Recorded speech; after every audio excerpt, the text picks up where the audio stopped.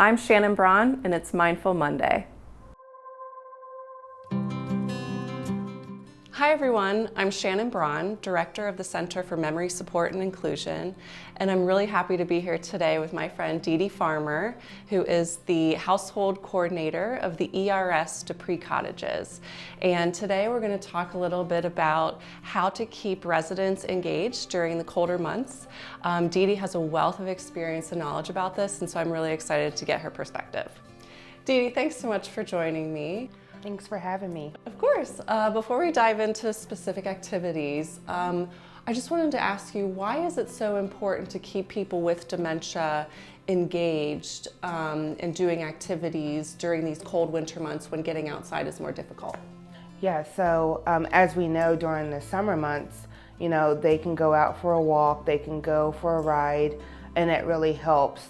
Well, during the winter months, where getting outside is not as easy, accessible as it is in the summertime, it really helps to bring some normalcy to their day if they're indoors and they're doing activities that really help and improve their quality of life.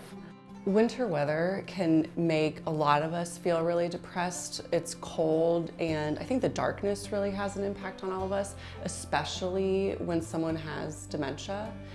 What are some ways that you help combat these feelings of sadness or isolation that the winter months can bring? Yeah, so for sure, going to music, playing music in the background, making sure that it's music that's in their, that was in their era that they enjoy listening to. So oftentimes, you may walk in and hear Frank Sinatra or Bing Crosby. Absolutely. And I think music, especially music that's upbeat and happy, it makes us smile. And I think when we smile more, that gets others to smile. And if the sunshine's not outside, we're bringing it inside with our smiles. So. For sure. Also, with music, you can incorporate dance, which is very, very, I would say, important and fun for people of any stage in their life to do. Who doesn't like to dance while they're listening to music? That brings great joy. I think the thing I love about music too is that it takes the pressure off conversation. Yes. When someone with dementia and their care partner can listen to music together and maybe sing along together, or even just interact along with the music, it takes the pressure of needing to converse and having all the language that requires. Because your work is here in a retirement community and you have access to a whole team and to activity resources, what advice or guidance would you offer a care partner who is caring for a loved one with dementia in their home? Yeah, I would first say to take a deep breath. I would say to reach out to friends, to family. Don't be afraid to ask for help. It's okay to ask for help. Another thing that I would say, if there's chores around the house that that your loved one can do, have them match the socks. Have them to help fold up the towels and washcloths. Those are things that it's something that they can do with little to no problem. Utilizing resources. You can virtually travel. You can virtually go on a train ride or virtually go on a plane ride in the winter months still.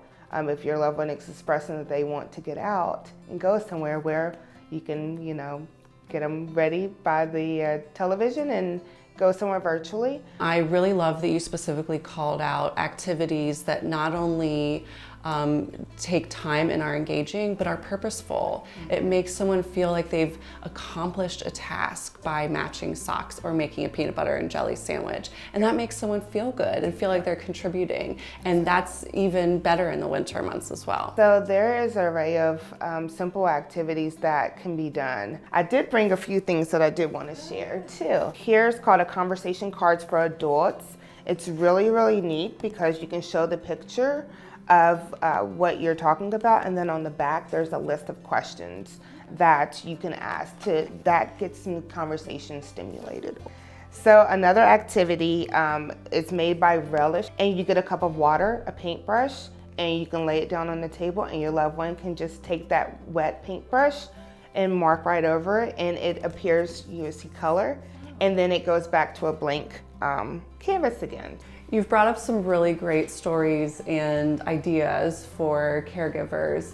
Any other thoughts or specific activities or ideas? There are a lot of things that you can find to be delivered at your front door.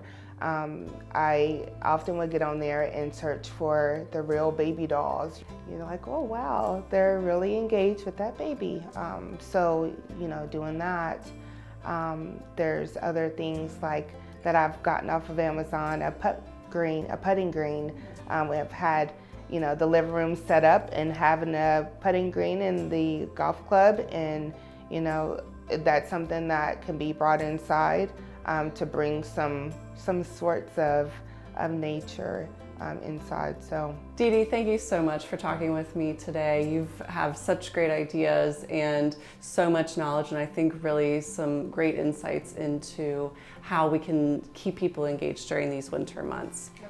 Thanks for joining us today. I hope that some of Dee Dee's insights and ideas are helpful to you. Winter is hard. It's really hard to get through. It's hard to know what to do to stay active. It can feel very isolating for everybody. So lean into your resources, investigate other opportunities, and hang in there. We're all in this together. And stay tuned for more helpful tips from the Center for Memory Support and Inclusion. For more information on Care Partner resources, visit theerscenter.org.